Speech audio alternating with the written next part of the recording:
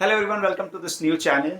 Why I've created this new channel is recently I started learning about blockchain. There are some plans to launch a blockchain application in future, so I thought it's better to learn about blockchain also. When I started learning about blockchain, there are many things which are really very new to me. Because if you want to learn blockchain, you have to learn about programming also, architecture also, computer architecture also. So when I started learning about it, there were things which I could easily understand. There were things which were difficult, and there were things which took a lot of time to understand. So I thought I need some kind of help from people who can help me out. So I thought that if there could be people who can help me out, it would be better. So I thought, why not to share my learning with everyone, so that if there is something which I don't understand, if there is something which I'm going wrong, if there is something which I don't have any resources, people can provide the resources, they can provide the clarification, they can correct me where I'm going wrong. So I thought, let's start a YouTube channel, and I would be continuously sharing my ongoing learning journey, and it can help me learn things faster, and also it will help me connect with people who have like-minded interests. So that is the reason why I've started this new channel. I hope you would be enjoying this ongoing learning journey with me. And so let's get started with the learning process. Thank you. So let's talk about blockchain में मैंने अभी तक क्या learn किया है और क्यों learn कर रहा हूँ पहले ये बता देता हूँ, क्योंकि ब्लॉकचेन की एक बड़ा अच्छा फीचर है which we would be utilizing in our future application, blockchain application. उसके लिए मैं पढ़ाई करना चाह रहा हूँ कि ब्लॉकचेन है क्या. तो ब्लॉकचेन का एक बड़ा इंपॉर्टेंट फीचर है कि आज तक जो डाटा स्टोर होता था वो स्टोर होता था एक सेंट्रलाइज्ड प्लेस पे. लाइक जो भी आप डाटा इंटरनेट में डालते हो या कोई भी वेबसाइट का डाटा है वो कहीं जाके सर्वर पे स्टोर होता था, एक सेंट्रलाइज्ड प्लेस में स्टोर होता था. अगर इसका एग्जांपल देना है तो जैसे आप कंप्यूटर में कुछ भी चीज़ ऐड करते हो, कुछ भी चीज़ इंफॉर्मेशन इंस्टॉल करते हो तो वो जाके आपके हार्ड ड्राइव में इंस्टॉल हो जाती है, मतलब कंप्यूटर के अंदर ही वो इंस्टॉल होती है. और अगर कंप्यूटर अगर आपका ख़राब हो जाए तो वो सारी इन्फॉर्मेशन ख़राब हो जाएगी या ख़त्म हो जाएगी. वैसे ही डिफरेंट फेसबुक है या डिफरेंट वेबसाइट्स हैं, वो जाके उनका एक सेंट्रलाइज सर्वर होता है, वहाँ पे जाके इन्फॉर्मेशन स्टोर होती है. तो अगर वो सर्वर ख़राब हो जाए या वो डैमेज हो जाए तो आपकी जो भी इन्फॉर्मेशन है वो डिलीट हो जाएगी. तो ब्लॉकचेन एक ऐसी टेक्नोलॉजी है जिसमें डाटा एक जगह स्टोर नहीं होता. डाटा जब भी स्टोर होता है वो उसकी कॉपी डिफरेंट प्लेसेस में जाके स्टोर हो जाती है, डिफरेंट प्लेसेस में जाके स्टोर हो जाती है. उससे ये होता है कि अगर एक जगह से भी डाटा डिलीट हो जाता है तो बाकी जगह डाटा स्टोर रहता है. दो जगह से भी डिलीट हो गया तो बाकी जगह स्टोर रहता है. तो कभी भी आपका जो डाटा है वो डिलीट नहीं हो सकता, वो सिक्योर रहता है. इसीलिए ये जो फीचर है, इसी फीचर बेसिस पे हम एक ब्लॉकचेन एप्लीकेशन आगे प्लान कर रहे हैं बनाने की. उसलिए ही मैं ब्लॉकचेन समझ रहा हूँ. अब मुझे लगा कि अच्छा, ब्लॉकचेन कंप्यूटर में एक प्रोग्राम है, एक तरीके से प्रोग्राम, एक सेट ऑफ इंस्ट्रक्शंस हैं कि डाटा ऐसे स्टोर होना चाहिए, ऐसा नहीं.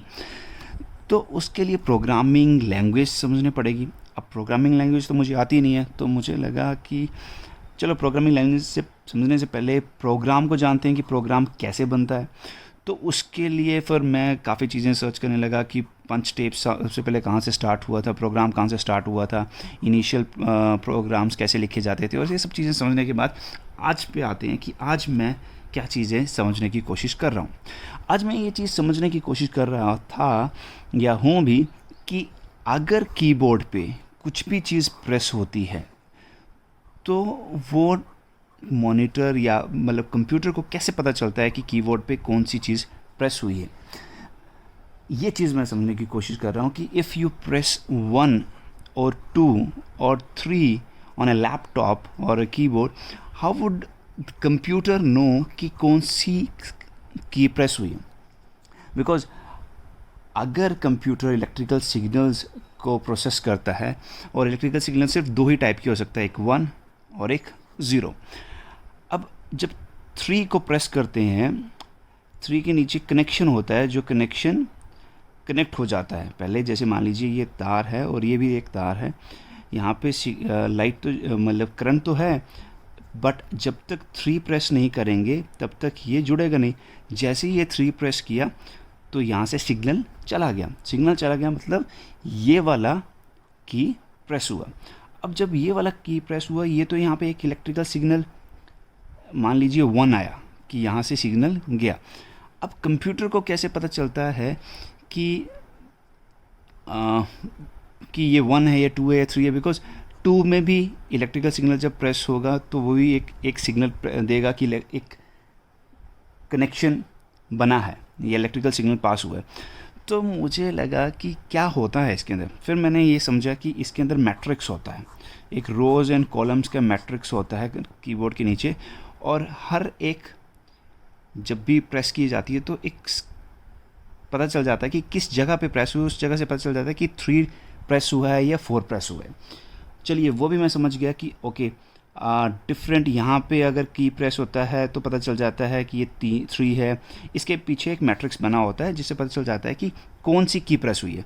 चलिए ये तो पता चल गया कि कौन सी की प्रेस हुई है, बट ये इन्फॉर्मेशन कैसे जाता है कि मेमोरी में या रैम में, इसके बाद जो कंप्यूटर के में जाएगा, वो इन्फॉर्मेशन मुझे समझना है कि कैसे वहाँ पे वो चीज़ स्टोर होती है, कि कैसे ये जो एक सिग्नल है वो एक बाइनरी फॉर्म में आगे जाता है। बिकॉज अभी तक हमने ये समझा है कि अगर मान लीजिए 4 बिट का सिस्टम है, तो 0 1 2 3 4 बिट का सिस्टम है, तो 3 का जो बाइनरी कोड होगा वो होगा 1 और 1। ये बाइनरी कोड हुआ 3 का। अब मुझे ये जानना है कि वो जो इलेक्ट्रिकल सिग्नल ये जो पास हुआ यहाँ पे, तो वो कन्वर्ट कैसे होता है 0 1 1 पे। यहाँ से ये मुझे चीज़ अभी जो समझना है, ये मुझे अगर समझ आ जाए तो मैं आपको अगली वीडियो पे मिलता हूँ, देखता हूँ कि मैं तब तक चीज़ें समझा हूँ या नहीं। One more thing, why I'm sharing this video is not to teach you. I'm sharing this video just to share my experiences of learning. मैं किस तरीके से लर्न कर रहा हूँ, क्या मुझे क्वेश्चंस आ रहे हैं, क्या मेरे दिमाग में क्वेश्चंस आ रहे हैं, और अगर इनके क्वेश्चंस के आंसर आपके पास है तो प्लीज़ कमेंट सेक्शन में बताइए। बिकॉज अगर कुछ चीज़ आप लर्न कर रहे हैं तो जब हम उसको सबके साथ शेयर करते हैं तो बहुत से इनपुट्स आ जाते हैं कि जो कि हमें काफ़ी फ़ायदा दे सकते हैं। So this is the reason why I am sharing it, कि कोई लाइक माइंडेड पर्सन हो जो मेरी तरह ही सोच रहा हो या मेरी तरह ही सीखने की कोशिश कर रहा हो, तो we can connect on the comment section. So this is the basic reason behind uploading this video. I'm sharing my learning journey out here. It's not a teaching kind of a video. अगर किसी को इससे फ़ायदा हो रहा है, then I would be more than happy to know about it. Please share it in the comment section. So let's wait for the next video. Thank you.